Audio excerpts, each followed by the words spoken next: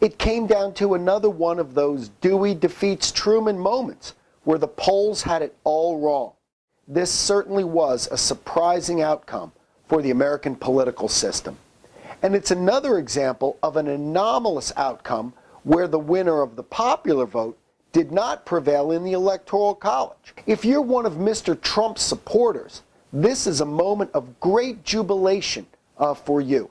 The establishment has been defeated, and Mr. Trump is headed to Washington, D.C., presumably to burn the whole thing down. Mr. Trump's opponents are very fearful and anxious of what a Trump presidency might hold. Let's go back to our history and take a look at something Thomas Jefferson noted long ago. And Jefferson says the following things, and you can see it on the graphic in front of me as well.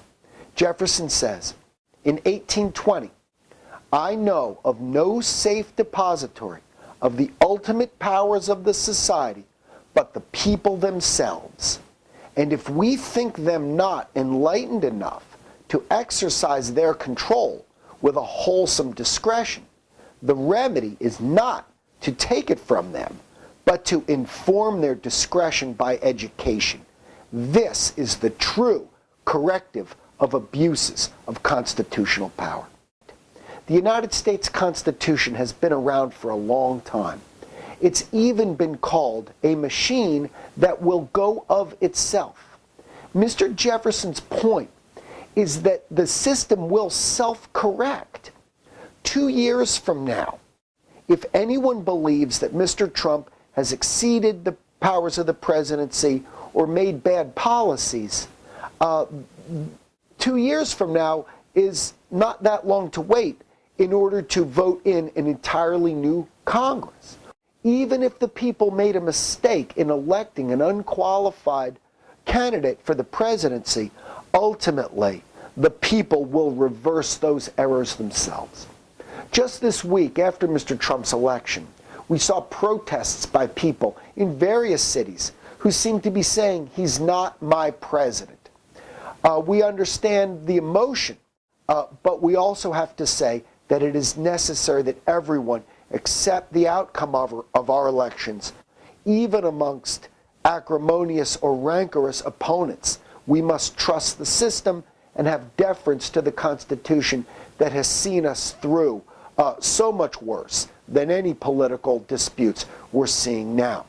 That's why in America we have the concept of the loyal opposition. That is to say, there's no such thing as just patriots and traitors. There are Americans that are simply in an intramural competition, like a team having an intramural scrimmage. We're still the same team. In the 1790s, all politics was personal. That's why Aaron Burr, the venal Aaron Burr, was such a threat, because institutions were not established with long roots yet. And so at this time, there was no way to normalize political disputes. Everything was personal. But today, we have long-standing institutions, long-standing political traditions. The people have the right to be wrong, says Mr. Jefferson. So today, we have another 1829 moment.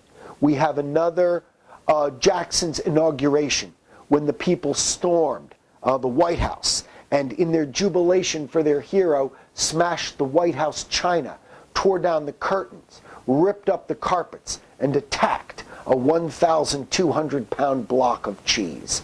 That was in 1829. Remember, America has a long history under its Constitution. So thank you very much for tuning in. I'm Bob G., the History Doctor. I'll see you again real soon.